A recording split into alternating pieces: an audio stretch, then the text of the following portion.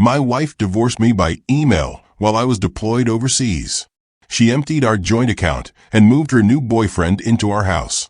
I responded calmly, telling her that I wished her all the best, but when she realized what I had done, it was already too late for her. Getting divorced by email while I was on a business trip overseas was already devastating. But what broke me even more was finding out that my wife had emptied our joint bank accounts and moved a man into our house, a man she said was her brother, but was actually her boyfriend. I had one choice to make at that moment: reveal my hand immediately and risk her escaping justice, or let her believe she had completely broken me while I executed a plan that would ensure she faced the full weight of her crimes. But let me start from the beginning. My name is Jonathan Vance, a 65-year-old retired Navy Seabee living in the peaceful town of Elk River, Montana. In April 2022, 5 years after the death of my beloved first wife, Eleanor, in 2017, I felt deeply lonely and longed for companionship. That's why I decided to remarry.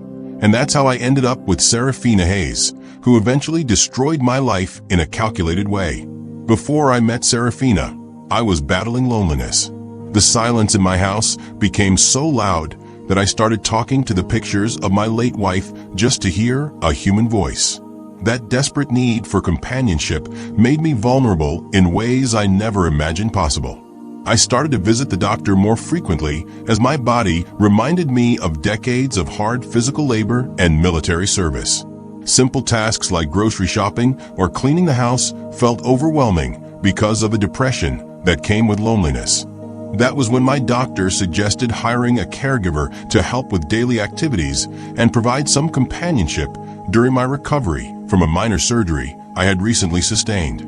Serafina Hayes walked into my life on a bright April morning in 2022, carrying a leather bag filled with medical supplies and what seemed like genuine compassion. She was 38 years old, with dark hair pulled back in a neat ponytail and eyes that appeared to hold real concern for my well-being. Her references checked out perfectly, and she had years of experience caring for elderly clients in similar situations. At first, our relationship remained strictly professional as she helped me with medication schedules, light housekeeping, and preparing nutritious meals. She listened patiently when I talked about my late wife, Eleanor, and never made me feel foolish for keeping my late wife's belongings exactly where she had left them. Serafina seemed to understand that grief has its own timeline and cannot be rushed or forced into neat categories. As spring turned into summer, something shifted between us that felt as natural as seasons changing.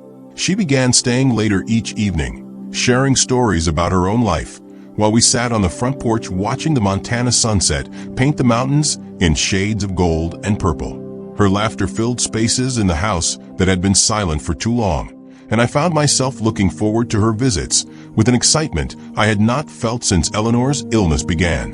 What I did not realize at the time was that every kind gesture and loving word from Serafina was carefully calculated to gain my complete trust. The woman I thought was falling in love with me was actually studying my weaknesses. Gradually, our relationship moved from professional to personal with a smoothness that should have raised red flags, but my lonely heart interpreted her attention as genuine romantic interest rather than strategic manipulation. She began bringing homemade meals that reminded me of Eleanor's cooking, and she would sit with me during evening news broadcasts, holding my hand while we discussed current events and shared memories of our past lives. She would brush my hand while checking my blood pressure, and our conversations moved from my medical needs to deeper topics about dreams, fears, and the loneliness that both of us seemed to carry. I convinced myself that this connection was real, and that perhaps I deserved a second chance at happiness in my golden years. The practical decisions that followed seemed logical at the time, though looking back I can see how my emotional vulnerability clouded my judgment completely. I made my feelings known to her, and I proposed to her. At first, she was initially skeptical about how unprofessional it seemed, but she eventually agreed. We had a quiet wedding in August 2023 with only a few family members present, and I was genuinely happy to have found love again. Shortly after we got married and after she had fully moved in with me, I shared an idea with Serafina. Since my late wife Eleanor and I had always maintained joint bank accounts during our marriage, I thought it made sense to extend the same arrangement to Serafina as our relationship deepened. She was managing my healthcare and daily needs, so giving her access to my finances felt like a natural progression of trust.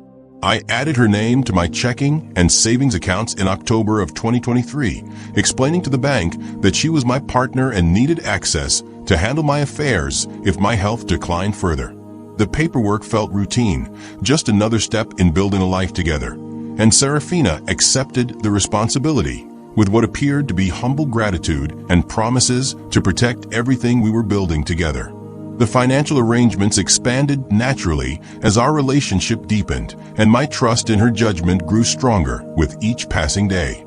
She suggested that since she was handling my medical appointments and prescription refills, it would be more efficient if she also managed my monthly bills and routine expenses.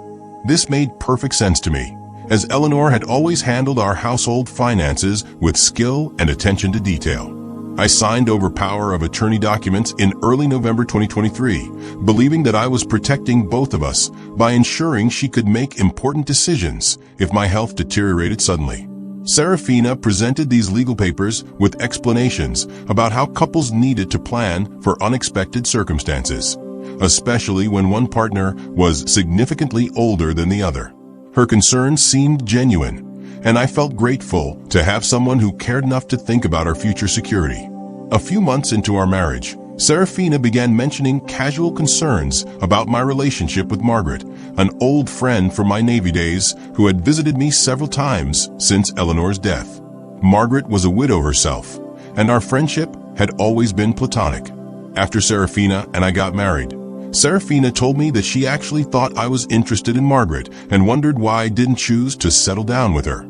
I explained to her that I wasn't interested in Margaret at all.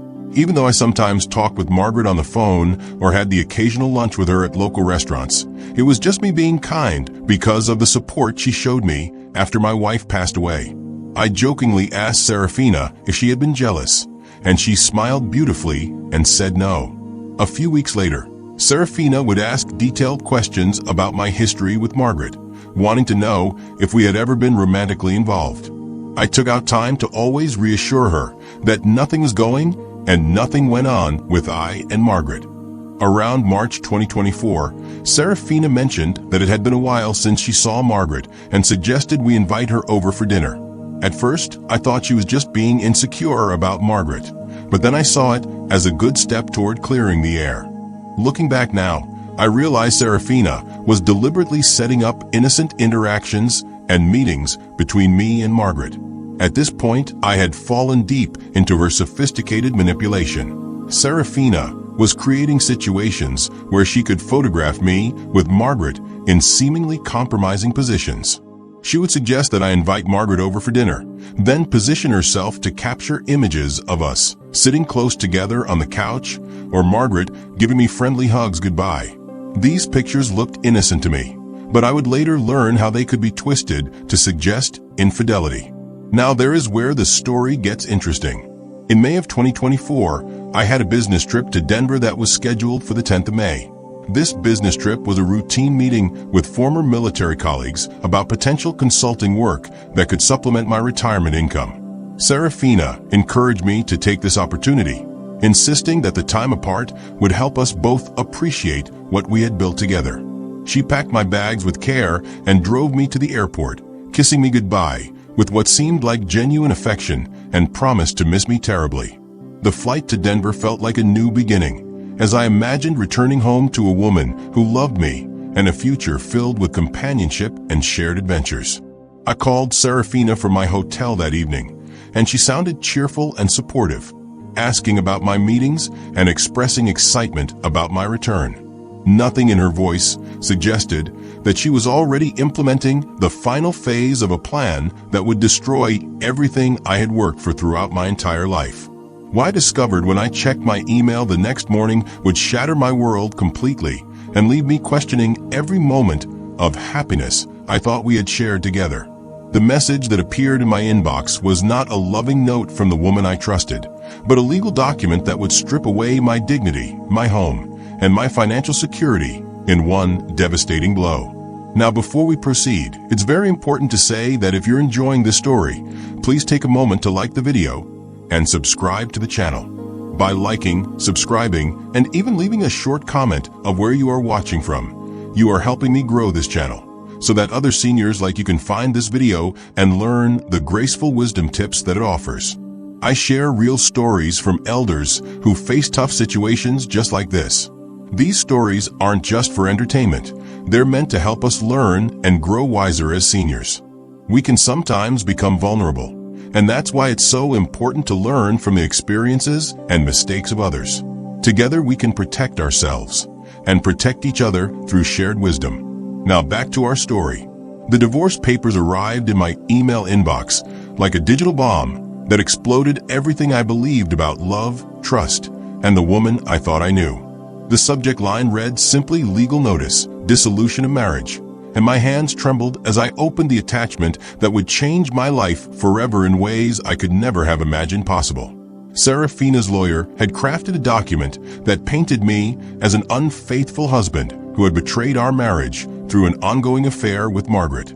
The accusations were so detailed and specific that they included dates, times, and locations where this supposed infidelity had taken place, complete with photographic evidence that had been manipulated to support her claims. I stared at my laptop screen in complete shock, reading accusations that described intimate encounters with a woman who was just my friend. According to these documents, it detailed that I had been conducting a secret relationship with Margaret while I was married to Serafina. The emotional devastation hit me like a physical blow to my chest, making it difficult to breathe as I realized that every loving moment I had shared with Serafina had been part of an elaborate deception. The woman who had held my hand during lonely evenings and promised to build a future together had been systematically planning my destruction while I opened my heart and home to her presence. My phone rang constantly throughout that terrible morning as I tried to process the magnitude of what was happening to my life and my reputation. Serafina's voice sounded cold and businesslike when she finally answered my desperate calls, informing me that she had already contacted local authorities about my threatening behavior and abusive treatment of her during our relationship, claims that were completely fabricated but documented in her legal filings. The financial devastation became clear when I attempted to access my bank accounts and discovered that nearly every dollar I had saved during decades of military service had been systematically transferred to accounts that I could not access or control. Serafina had used her legal authority as joint account holder to empty my checking and savings accounts while I was traveling, leaving me with barely enough money to pay for my hotel room in Denver. Property documents that I had signed in good faith, believing I was protecting our shared future, had been modified to transfer ownership of my house to Serafina through legal mechanisms that I did not understand, but that were apparently completely binding under Montana state law. The home where Eleanor and I had planned to spend our retirement years was no longer mine, according to paperwork that had been filed while I was away on business. I caught the first available flight back to Montana, spending the entire journey trying to convince myself that this was all some terrible misunderstanding that could be resolved through honest conversation and legal intervention. Surely no court would believe such outrageous accusations against a man who had served his country honorably and had never been involved in any kind of criminal or unethical behavior throughout his entire life. The scene that greeted me at my own front door was more humiliating than anything I had experienced during my military career or civilian life combined. A strange man answered when I knocked, introducing himself as Serafina's brother. The man, whose name I later found out was Derek, and who wasn't actually her brother but her boyfriend, told me I was no longer welcome on the property, which had been legally transferred to his sister while I was away on a business trip. I told him I didn't know who he was and had never seen him before. I also questioned, if he was really her brother, why didn't he attend our wedding? He replied that he didn't have time to answer useless questions. The verbal confrontation that followed was witnessed by several neighbors who had known me for years, but now looked at me with suspicion and disappointment, apparently believing the accusations that Serafina had spread throughout our small community. Derek threatened to call the police if I did not leave immediately. Standing on the sidewalk outside my own home, holding a suitcase filled with the few belongings I had taken to Denver, I felt completely alone in a world that no longer made sense to me. During the divorce proceedings in court, Serafina's lawyer presented carefully compiled messages, photos, and call logs, painting a picture that strongly suggested I had been cheating. The evidence was convincing, swaying the court's perception against me.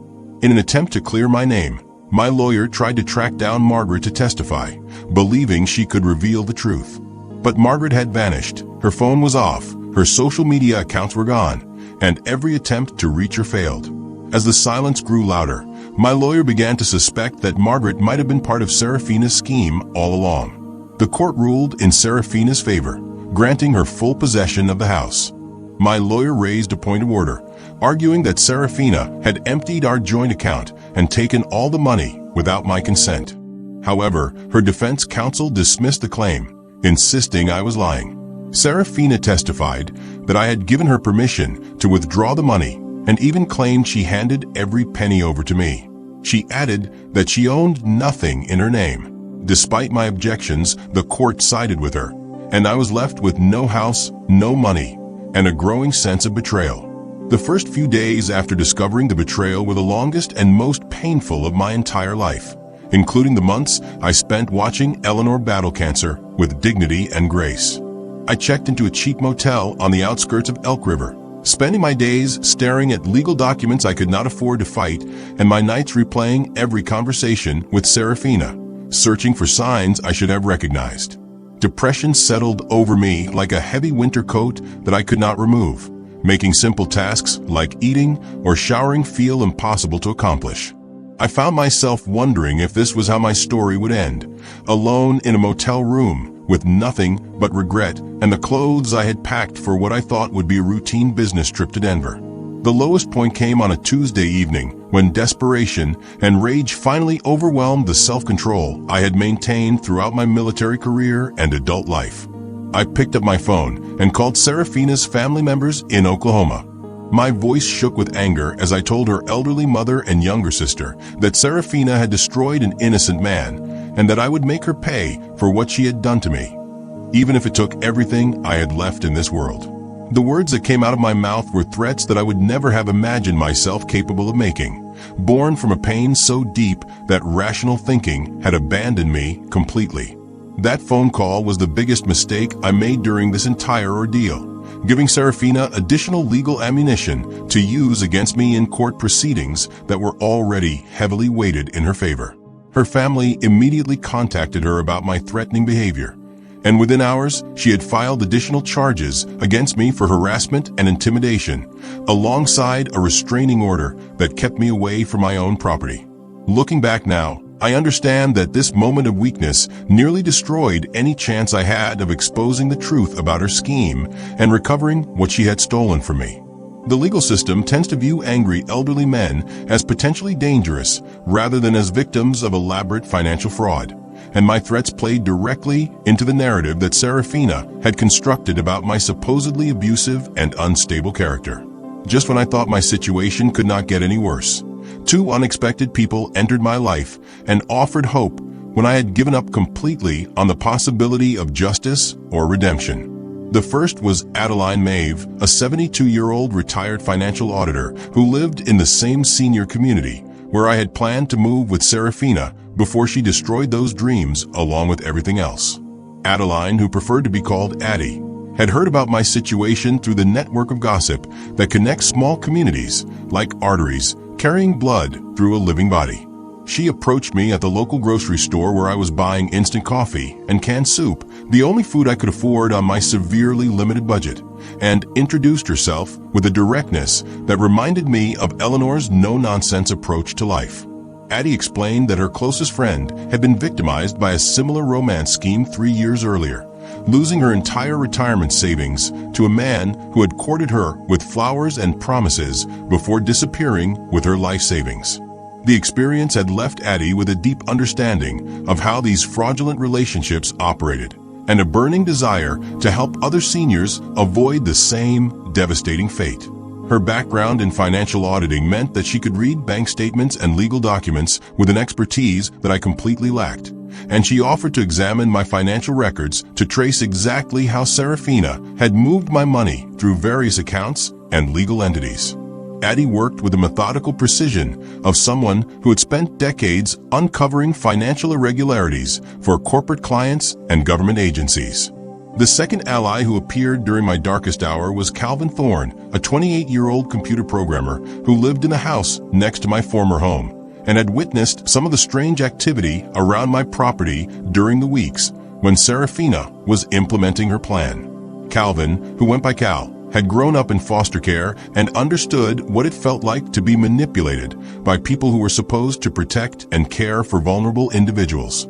Cal possessed technical skills that allowed him to investigate Serafina's online presence and digital communications in ways that traditional legal investigations could not accomplish. Over the following weeks, Addie and Cal worked together like detectives solving a complex case, uncovering layers of deception that went far beyond what I had initially understood about Serafina's scheme. Cal's investigation into her digital communications revealed text messages between her and Derek that detailed their entire plan, including how they had researched my financial situation. Addie's financial analysis revealed that Serafina had been systematically transferring small amounts from my accounts for months before the large final withdrawal, testing the system and ensuring that her access would work when she needed to execute the complete theft. Her expertise in elder care had taught her exactly how to manipulate banking security measures that were designed to protect seniors from this type of financial abuse. The breakthrough moment came when Cal discovered that the photographs used as evidence of my supposed affair with Margaret had been digitally manipulated using sophisticated software that could place people in locations and situations where they had never actually been present.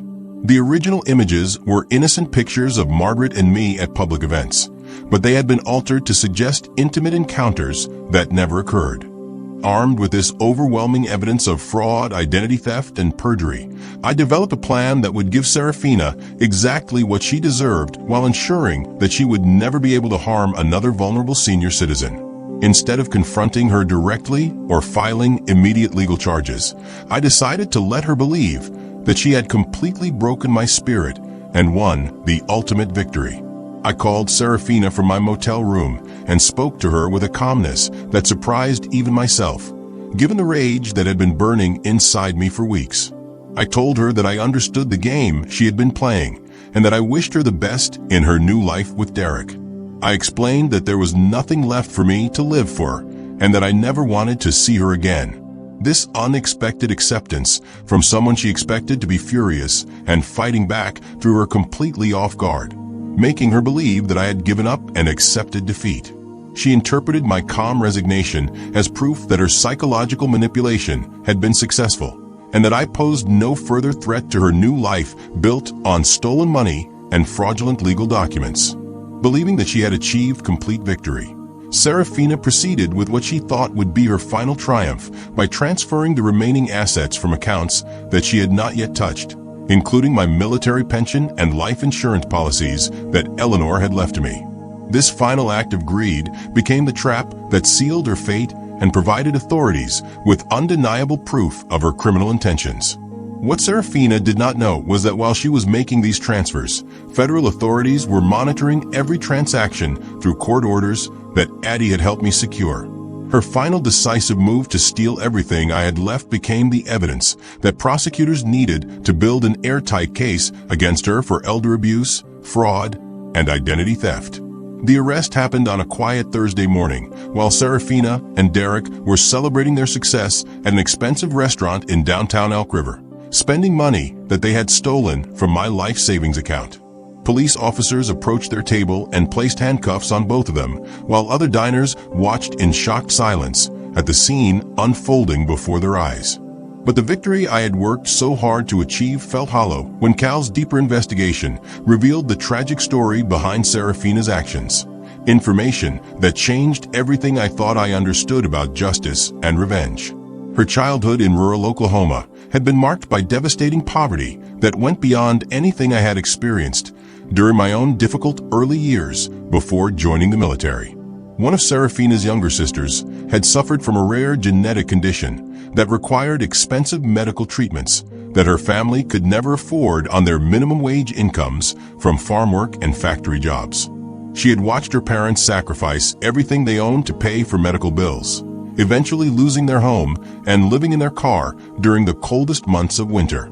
The sister had died at age 12, not from her medical condition, but from complications that could have been prevented with proper health care that the family could not access because of their financial situation. Serafina had spent her teenage years working multiple jobs to help her parents recover from the medical debt that had destroyed their lives and dreams.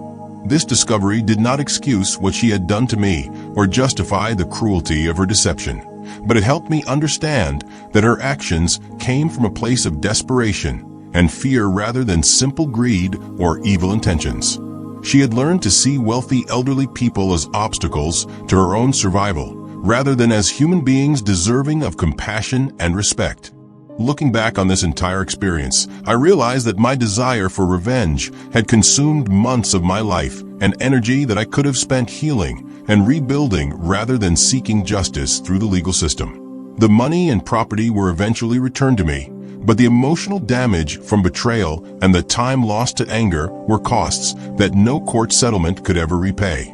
This painful experience taught me several crucial lessons that every senior should understand about protecting themselves from financial predators who target our vulnerabilities. 1. Protect your finances with legal oversight. Never give financial access to anyone, regardless of how much you trust them, without involving independent legal counsel and family members in those decisions. 2. Guard against emotional vulnerability. Be cautious when grief or loneliness makes you desperate for companionship, as these emotional states make us vulnerable to people who study our weaknesses.